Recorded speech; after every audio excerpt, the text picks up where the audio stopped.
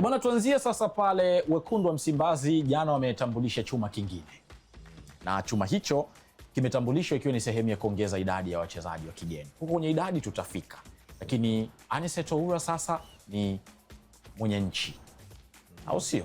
Wanajiita wenye nchi.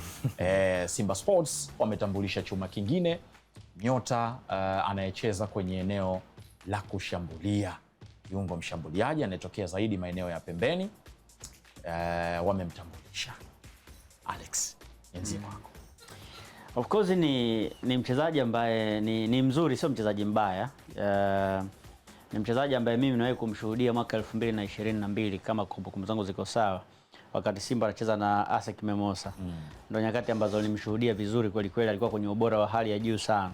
Alikuwa anacheza upande mmoja wa kushoto, Obin Kwame upande wa kulia, Aziz Ki katikati, alafu Karim Konate mbele anacheza kama mshambuliaji, kama namba 9.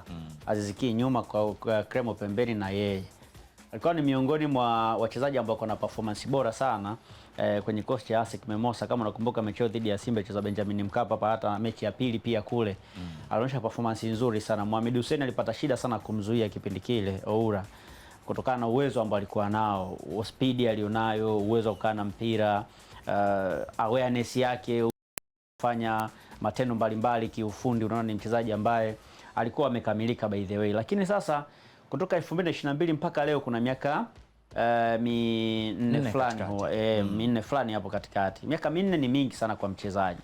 Mchezaji anaweza akaendelea kukua zaidi na akaendelea kushuka zaidi.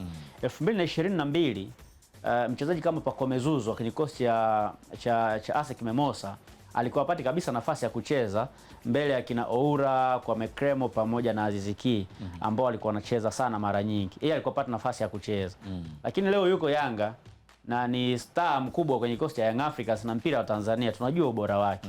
Maana kutoka pale kuja hapa yeye tayari alishajipo update baada wale kuondoka, akaja akapanda kwenye kikosi cha, akaanza kucheza kwenye kikosi cha kwanza, akawa mchezaji mkubwa mpaka sasa. Sasa Oura alivotoka alienda Stellenbosch.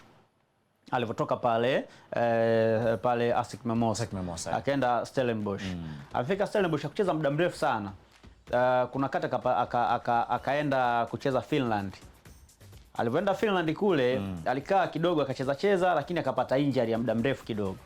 Baada ya kupata ile injury alikaa karibia miezi 6-7 fulani nje tu hachezi. Alivopona sasa akacheza, nadhani zilikuwa mechi 3. Kwenye zile mechi 3 alifunga bao moja. Baada ya hapo akawa maendeleo yake akawa sio mazuri, kwa hiyo wakaachana naye. Baada ya kuachana naye amekaa karibia miezi 4 hana timu ya kucheza, hana timu yoyote ambayo anaitumikia baada ya kuachana na klabu ya Finland ile Greenistan inaitwa Jinistan. Baada ya kuachana nayo ndo anakuja anakosa sasa timu, akakaa karibia miezi 4 hana timu. Ndo anakuja kujiunga na klabu ya Simba sasa. Lakini mwalimu kama Steven Becker ambaye ndio kocha wa Simba, yeye anamjua kwa sababu amewahi kufanya naye kazi. Aliwahi kumhitaji. Akiwa wakati ule akiwa Stellenbosch pale. Kwa hiyo ni mtu ambaye anamjua vizuri. Kwa hiyo yeye anajua pengine namna ya kumtumia, na naamini kwenye maingizo ya dirisha hili dogo amehusika kwa asilimia kubwa, kwa sababu nakumbuka mechi yake ya mwisho ile anacheza kabla dirisha dogo kufunguliwa alisema anahitaji kupata walau wachezaji 5 fulani.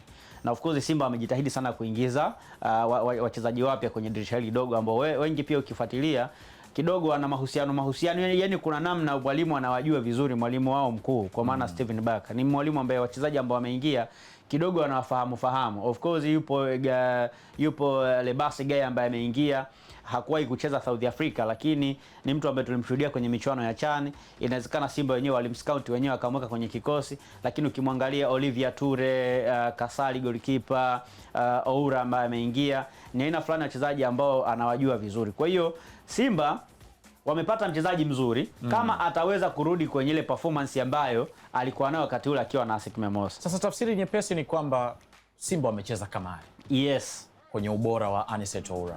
Wameamua kucheza kamari kwa sababu ya pengine wametazama squad yao, wameona wanahitaji mchezaji wa namna hiyo. Alex, ukiangalia mawinga wa Simba ambao wapo wana mapungufu mengi kuliko vile ambavyo yeye Oura alikuwa anacheza hata akiwa South Africa pale.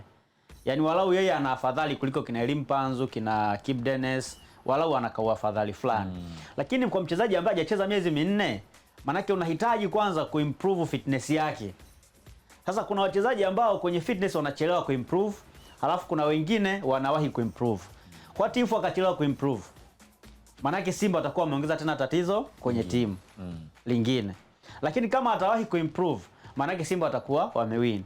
Lakini yule mchezaji alipata injury ambao alifanyiwa upasuaji kwenye goti. Sasa injury ya kwenye goti kufanywa upasuaji alafu bado timu ukarejea hapo hujarudi vizuri, kwa hiyo kuna watu unaanza kuwa na mashaka kwamba inawezekana hiyo ikawa ni changamoto nyingine ambayo inaweza kuja kukusumbua, kwamba ukigongwa kidogo tena unajikuta unarudi tena kwenye majeraha.